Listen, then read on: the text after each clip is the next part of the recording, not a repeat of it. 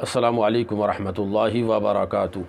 یہ شخص جسے آپ تصویر میں دیکھ رہے ہیں یہ کوئی عام آدمی نہیں ہے بلکہ افریقہ کا ایک ملک ہے۔ شاید پہلی بار اس کا نام آپ سنیں گے، برکینا فاسو۔ یہ افریقہ کا ایک ملک ہے چھوٹا سا، جس کی 2 کروڑ کی آبادی ہے، اور وہاں کے یہ صدر ہیں۔ 2022 میں صدر بنے اور حکومت کا تختہ پلٹ کیا، اور اس کے بعد انہوں نے زوردار بیانات دیے، افریقی لوگوں کے لیے ہر طرح کی قربانی کے لیے تیاری کے وعدے کیے، اور ملک کے حالات بدلنے کے وعدے کیے،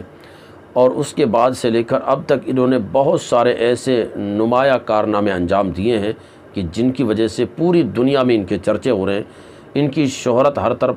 بڑھتی ہی جا رہی ہے۔ ایک مسلم حکمراں ہے ابراہیم ترارے۔ افریقی ملکوں میں غربت بہت زیادہ ہے، وہاں بیماریاں بہت زیادہ ہے، وہاں پر کڈنیپنگ بہت زیادہ ہے، چورا چکی بہت زیادہ ہے، اور ہر طرح کے کوئی کسی طرح کا سسٹم اور نظام نہیں ہے، اور وہاں پر گھنٹوں گھنٹوں بجلیاں نہیں آتی ہے۔ ایسا نہیں ہے کہ وہاں پر کوئی معدنیات نہ ہو یا اس طرح کی کوئی کانیں نہ ہو، قدرتی خزانے نہ ہو، ایسی بات نہیں ہے۔ وہاں پر ہر طرح کے قدرتی خزانے ہیں۔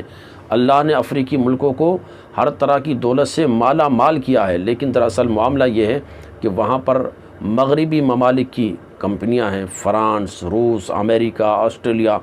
اور یہ کیا ہے، وہاں کے لوگوں سے کام کراتی ہیں، اور سارا جو ہوتا ہے سونا، یورینیم،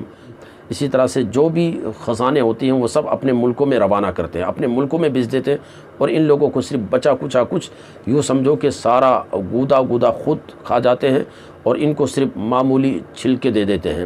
تو اسی طرح سے ہے جیسے ایک زمانہ تھا کہ انڈیا میں یہاں پر ایک کمپنی آئی تھی انگریزوں نے، اور جب ہمارا ملک سونے کی چڑیا کہا جاتا تھا تو انہوں نے سب کچھ یہاں کا لوٹ کھسوٹ کر کے اپنے ملکوں میں بھیجا،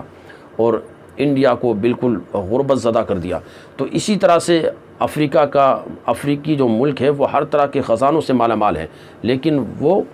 اس کے باوجود سب سے زیادہ غریب ہے۔ کیوں؟ غربت کی وجہ یہی ہے کہ وہاں پر جو باہری کمپنیاں ہیں، باہری لوگ ہیں، وہ تمام تر چیزوں پر اپنا تسلط جمائے ہوئے ہیں۔ تو انہوں نے 2022 میں اقتدار میں آنے کے بعد بڑے اچھے وعدے کیے، لوگوں سے کہا کہ افریقہ افریقی لوگوں کا ہے، اور یہاں کی جو بھی کانیں ہیں، جو بھی سونے چاندی کے خزانے ہیں، اس کے مالک افریقہ کے لوگ ہیں۔ اور اس کے بعد انہوں نے باہری کمپنیوں کو بند کرنا شروع کیا، تمام تر چیزیں وہاں کے لوگوں نکالنے لگے، اس طرح سے لوگوں کو جابیں دی، لوگوں کو نوکریاں دی،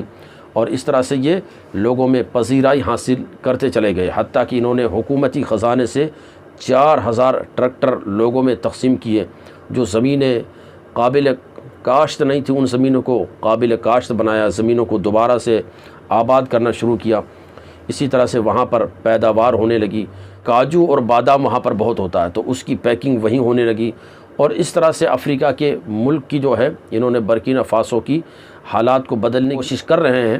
حتیٰ کہ انہوں نے جو آس پاس کے جو افریقی ممالک اور ہیں وہاں کے صدر سے، وہاں کے جو راشٹرپتی ہے، وہاں کے جو عہدیداران ہیں، ان سے بھی کہا کہ بھائی افریقہ کے حالات کو بدلو، میں تمہارے لیے زندہ مثال ہوں۔ حتیٰ کہ افریقہ میں ایئر لائنس بھی نہیں تھی تو انہوں نے ایئر لائنس بھی شروع کر دی۔ اس کے پیچھے بھی ایک دلچسپ واقعہ یہ ہے کہ ایک بار یہ کسی ملک سے آ رہے تھے اپنے ملک کے اندر، دارالحکومت کے اندر، تو انہوں نے فرسٹ کلاس کی ٹکٹ لی، اور جب یہ لائن میں لگے تو وہاں کے ایئر ہوسٹس جو ہے انہوں نے اس کو ہٹایا، کہا کہ تم ہٹو یہاں سے، یہ تمہاری لائن نہیں ہے، کیونکہ وہ سمجھتے تھے کہ اس جو فرسٹ کلاس میں تو وہ صرف گورے لوگ اور جو کمپنیوں کے سی او ہیں اور وہی سب جا سکتے ہیں، باقی یہ افریقہ کے یہ پھٹے پرانے پہننے والے کالے کلوٹے لوگ یہ کیسے جا سکتے ہیں؟ تو انہیں بڑا تعجب ہوا کہ یہ آدمی کیسا آ سکتا ہے، لیکن انہوں نے ٹکٹ دیا کہ بھائی میں کیوں نہیں جا سکتا، میرے پاس ٹکٹ ہے۔ تو اس طرح سے خوب بحثیں ہوئی، لیکن آخرکار پیچھے سے بھی لوگوں نے کہا کہ بھائی اس کو جانے دے، جب ان کے پاس ٹکٹ ہے تو کیوں نہیں جانے دیتے، کیونکہ منہ بنے رہے، کیونکہ انگریز کیا ہے، اپنے آپ کو سب سے اونچا سمجھتے ہیں، باقی لوگوں کو بالکل یوں سمجھتے ہیں کہ یہ تو بالکل ہی بھیڑ بکریاں ہے۔ تو جب یہ آئے وہاں پر اپنے ملک کے اندر، تو کسی نے شیشے کے ذریعے سے دیکھا باہر کہ ایک گاڑی ہے کالے شیشے والی اور ریڈ کارپیٹ بچھا ہوا ہے، تو دیکھا کہ ہوگا کسی سی او کے لیے، لیکن جب یہ باہر نکلے تو سارے کے سارے حیران رہ گئے، ایئر لائنس کے عملہ اور وہاں کے ایئر ہوسٹس اور جو پائلٹ وغیرہ وہ حیران رہ گئے کہ یہ آدمی، اس کے لیے یہ سب۔ انہوں نے معافی تلافی کی، لیکن انہوں نے کہا کہ چلو کوئی بات نہیں، برداشت کیا۔ انہوں نے کہا کہ مجھے ملک کے حالات کو بدلنے کی ضرورت ہے، یہاں کے نظام کو بدلنے کی ضرورت ہے کہ ایسی لوگوں میں سوچ کیوں پائی جاتی ہے، گورے کالے میں لوگ فرق کرتے ہیں۔